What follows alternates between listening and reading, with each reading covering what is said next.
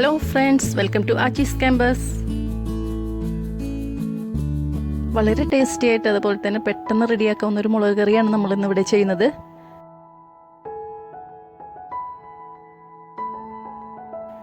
ഇതിന് വേണ്ട ചേരുവകൾ എന്തൊക്കെയാണെന്ന് നോക്കാം.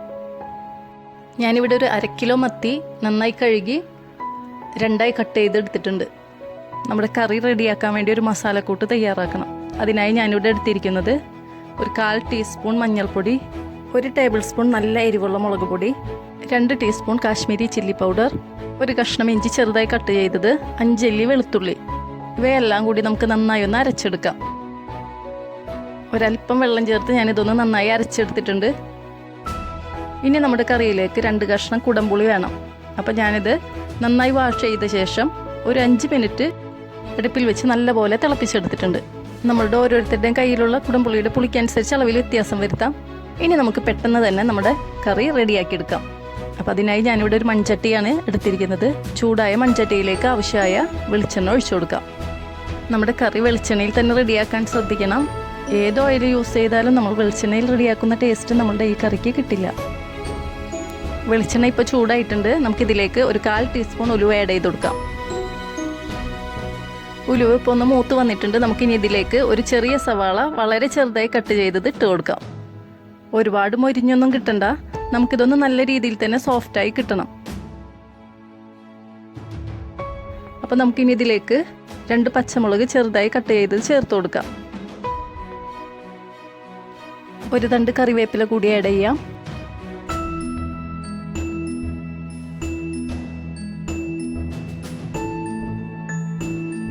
ഇനി ലോ ഫ്ലെയിം ആക്കിയ ശേഷം മഞ്ഞൾപ്പൊടി, മുളക് പൊടി, ഇഞ്ചി, വെളുത്തുള്ളി എല്ലാം കൂടി ചേർത്ത് അരച്ച മസാല നമുക്കിതിലേക്ക് ചേർത്ത് കൊടുക്കാം.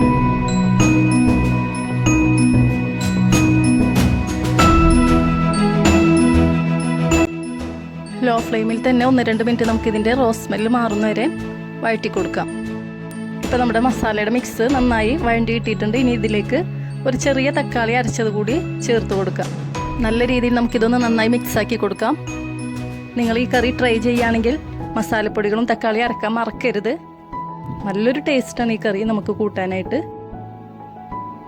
നമ്മുടെ മസാലയും അതേപോലെ തന്നെ തക്കാളിയും കൂടി നല്ല രീതിയിൽ വെന്ത് എണ്ണയൊക്കെ തെളിഞ്ഞ് വന്നിട്ടുണ്ട്. ഇനി നമുക്കിതിലേക്ക് പുളിവെള്ളം കൂടി ആഡ് ചെയ്യാം. നമ്മുടെ ഈ കറിയിലേക്ക് കുടംപുളിയുടെ വെള്ളം മാത്രം ചേർത്ത് കൊടുക്കുന്നുള്ളൂ. കുടംപുളി നമുക്ക് നീക്കി വെക്കാം.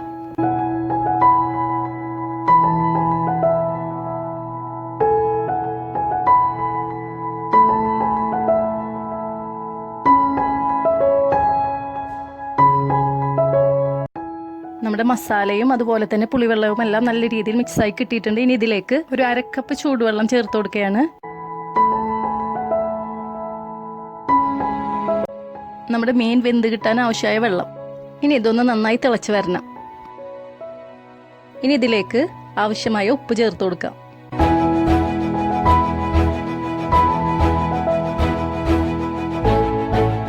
ഇനി നല്ല രീതിയിൽ ഇതൊന്ന് തിളച്ച് കിട്ടും വരെ നമുക്ക് മൂടി വെച്ച് വേവിക്കാം.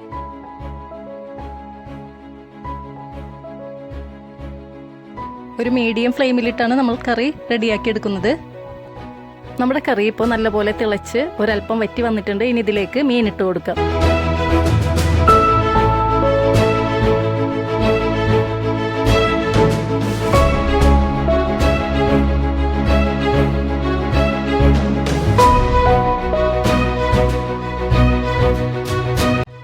ഇനി ലോ ഫ്ലെയിം ആക്കിയ ശേഷം കറി മൂടി വെച്ച് ഒരു 15 മിനിറ്റ് വേവിച്ചെടുക്കാം. ഇനി നമ്മുടെ കറിയിലേക്ക് കയ്യിൽ യൂസ് ചെയ്യേണ്ടതില്ല, ഇതുപോലൊന്ന് ചുറ്റിച്ചു കൊടുത്താൽ മതി.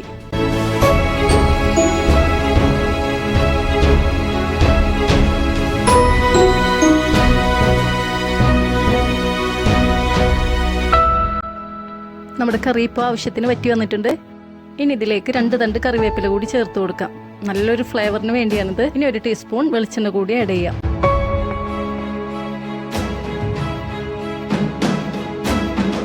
അപ്പോൾ നമ്മുടെ കറി ഇവിടെ റെഡി ആയി കഴിഞ്ഞു. നമുക്കിനി ഫ്ലെയിം ഓഫ് ചെയ്ത് കറി ഒന്ന് മൂടി വെക്കാം. അപ്പോൾ നമ്മൾ ഒഴിച്ച വെളിച്ചെണ്ണയുടെ അതുപോലെ തന്നെ കറിവേപ്പിലയുടെ സ്മെല്ലൊക്കെ കറിയിലേക്ക് ശരിക്കും സ്പ്രെഡാകും. മാത്രമല്ല കുറച്ച് കഴിയുമ്പോഴേക്കും കറി ഒന്നുകൂടി ഇരുന്ന് നല്ലൊരു തിക്ക് ഗ്രേവി തന്നെ നമുക്ക് കിട്ടും. അപ്പോൾ നമ്മുടെ മുളക് കറി ഇവിടെ റെഡി ആയി കഴിഞ്ഞു. നല്ലൊരു റെസിപ്പിയാണ്. ഇതിൻ്റെ ഗ്രേവി ആയാലും മീനായാലും കഴിക്കാൻ നല്ല ടേസ്റ്റാണ്.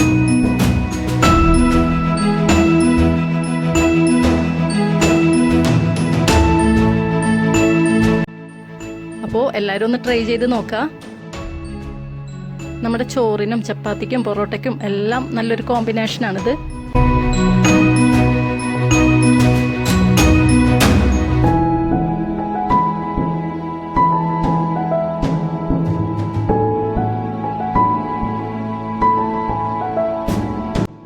അപ്പോൾ നിങ്ങൾക്ക് എല്ലാവർക്കും ഈ വീഡിയോ ഇഷ്ടമായി എന്ന് വിചാരിക്കുന്നു. ഇഷ്ടമായെങ്കിൽ ലൈക്ക് ചെയ്യാനും ഷെയർ ചെയ്യാനും കമൻറ്റ് ചെയ്യാനും അതുപോലെ തന്നെ സബ്സ്ക്രൈബ് ചെയ്ത് സപ്പോർട്ട് ചെയ്യാനും മറക്കരുത് കേട്ടോ.